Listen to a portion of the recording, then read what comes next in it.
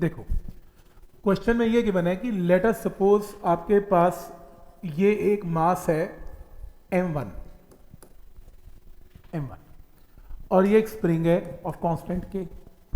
ये ना to and fro move कर रहा था SHM में। जब ये मूव कर रहा था तो इसकी एंगुलर फ्रीक्वेंसी ओमेगा 1 थी, जिसका फॉर्मूला लास्ट टाइम मैंने बताया था k डिवाइडेड बाय क्या आएगा m1। ये फॉर्मूला किया था रूट k बाय m वाला, तो k डिवाइडेड बाय क्या आएगा m1। सही।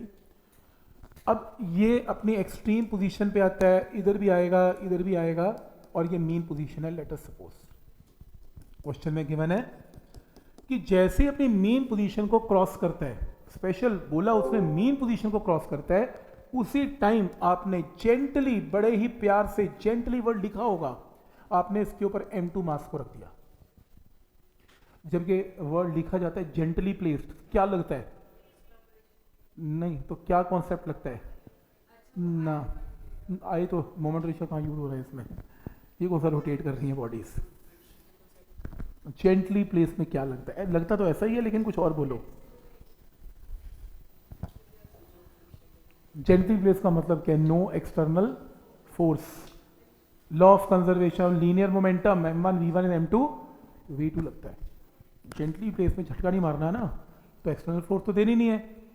तो ये मीन पोजीशन की खास बात क्या है इसमें? मीन पोजीशन पे वेलोसिटी की खास बात है। क्या खास बात है? मीन पोजीशन पे वेलोसिटी हमेशा क्या होती है? Maximum a1 a into omega, याद है ना, इक्वल टू a ओमेगा।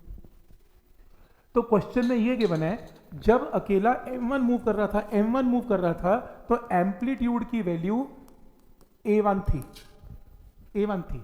जब अकेला m1 मूव कर रहा था तो एम्पलीट्यूड a1 थी। जब आपने दोनों को मूव करवाया तो फाइंड न्यू एम्पलीट्यूड a2। आपको नया एम्पलीट्यूड बताना है कि अभी पूरा कंबाइंड सिस्टम कितना अंदर या बाहर जा सकता है, ये क्वेश्चन है। ठीक है, तो पहले ये मान लो a1 डिस्टेंस बाहर आया, अब ये a2 डिस्टेंस बाहर आएगा, वो a2 क्या होगा, ये क्वेश्चन है। ठीक है, जब ये मीन पोजीशन की बात कर रहे हैं, मीन पोजीशन पे वेलोसिटी क्या है? मैक्सिमम। और उसने जेंटली प्लेस रखा, तो जेंटली प्लेस का मतलब पहले मास m1 था, मूविंग विद v1 था। v1 की वेलोसिटी मीन पोजीशन पे क्या थी? मैक्सिमम। मैक्स लिख लें। फिर उसके बाद तुमने m1 के साथ क्या प्लेस कर दिया? m2। उसी टाइम वेलोसिटी क्या हो गई? चेंज होगी, लेकिन रहेगी मैक्सिमम, क्योंकि सब कुछ कहां पर हो रहा है? At mean position. तो ऐसा करें, m1 इंटू वेलोसिटी का फॉर्मूला एम्पलीट्यूड a1 ओमेगा 1, और नेक्स्ट केस में m1 plus m2 into a2 into omega 2। a omega में a2 ओमेगा 2 कर दिया, पहले a1 ओमेगा 1 था, अब a2 ओमेगा 2 हो गया।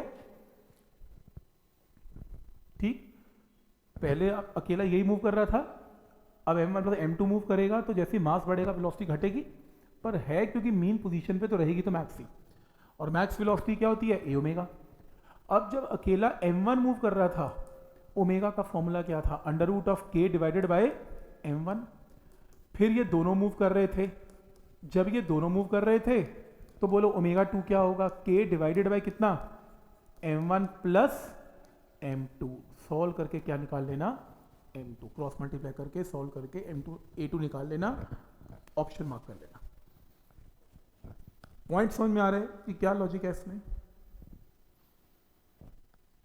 ठीक है, बढ़िया क्वेश्चन है ये भी एकदम, मतलब आपको ये बहुत बहुत बार आया हुआ है नीट मेंस में, तो बहुत ही बार क्वेश्चन ही आया हुआ, रिपीट हुआ देखा हुआ मिलेगा आपको, ये PYQ मिल ही जाएगा आपको ऐसा क्वेश्चन। तो ये इसका कॉन्सेप्ट है।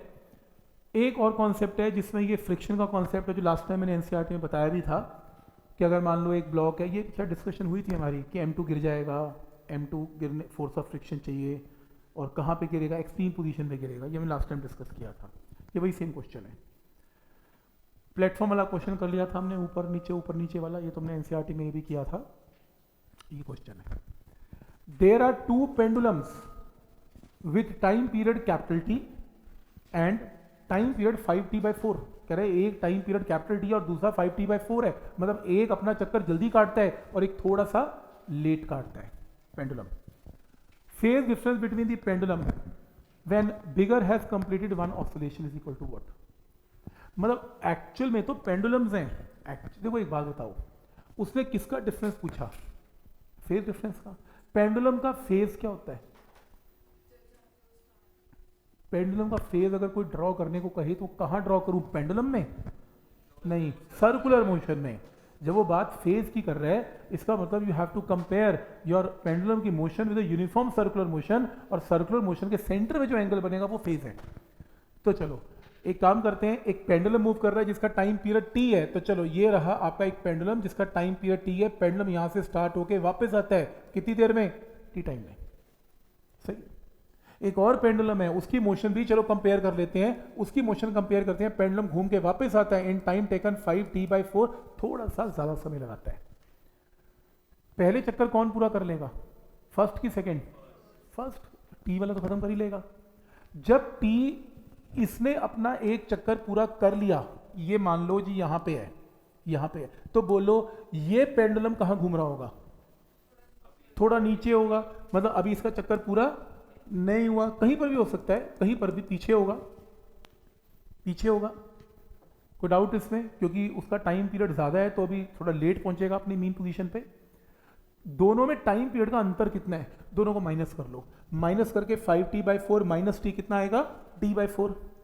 मुझे सिर्फ ये बताओ कि अगर एक चक्कर पूरा हो जाता है टाइम पीरियड कैपिटल टी, तो सेंटर में एंगल कितना कवर होता है, 2π। तो मन में 2π/4 करके देखो तो क्या आएगा, π/2।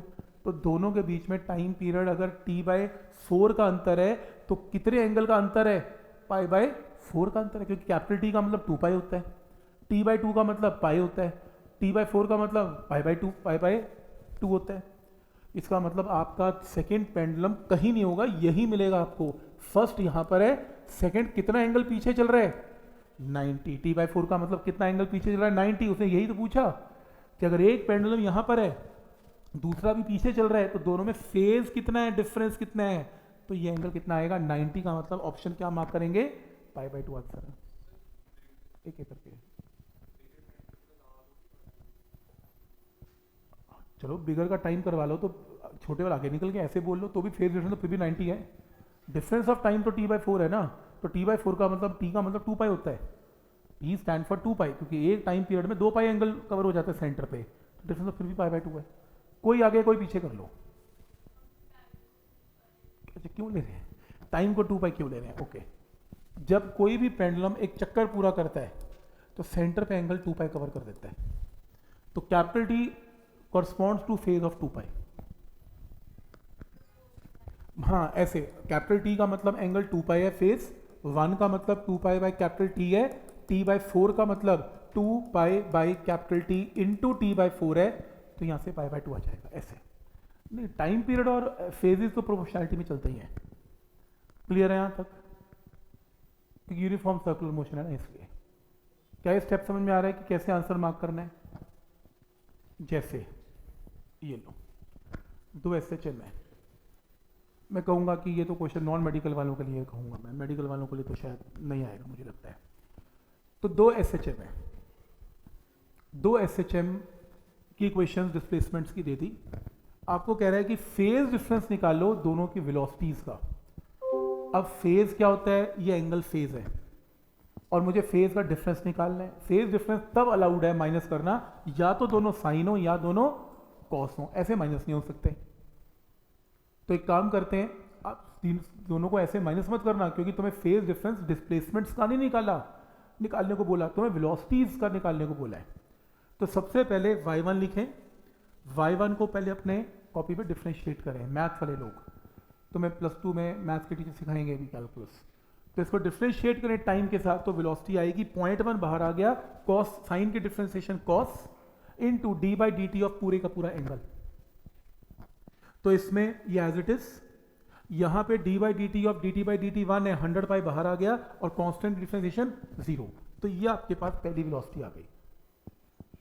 +2 में थोड़ा इजी हो जाएगा करना। और ऐसी सेकंड डिस्प्लेसमेंट लिखो, इसको टाइम के साथ डिफरेंशिएट करो तो एक और वेलोसिटी आएगी। वेलोसिटी क्या आएगी, 0.1 बाहर आ गया, कॉस की differentiation minus sign d/dt of 100πt, 100π बाहर आ गया, dt/dt 1, तो आपके पास 0.1 इंटू 100 10 आ गया, ये वेलोसिटी आ गई। एक प्रॉब्लम है, ये पहली वेलोसिटी है जो कॉस में चल रही है और ये वेलोसिटी किस में चल रही है, साइन में, ऊपर से माइनस भी है। मैथ के लोग जानते हैं कि मैं इसे ऐसे कन्वर्ट कर सकता हूं, माइनस साइन थीटा को कॉस ऑफ 90 प्लस थीटा, ये सेकंड क्वाड्रेंट है, ओपन करेंगे तो माइनस में आएगा और कॉस साइन में कन्वर्ट हो जाएगा, तो ये आपके पास सेकंड वेलोसिटी है। अब ये वेलोसिटी भी कॉस में है, ये भी कॉस में है, इसका फेज ये रहा, इसका फेज ये है, दोनों कॉस में है, दोनों अपने एंगल्स को माइनस कर सकती हैं। आंसर मार्क कर लेना, फेज डिफरेंस π/6 आएगा, ये आएगा objective, only for non medical, medical के लिए एनसीईआरटी के लिए भी नहीं है। डिफरेंशिएट तो जरूरी है कि वेलोसिटी का फेज डिफरेंस पूछे।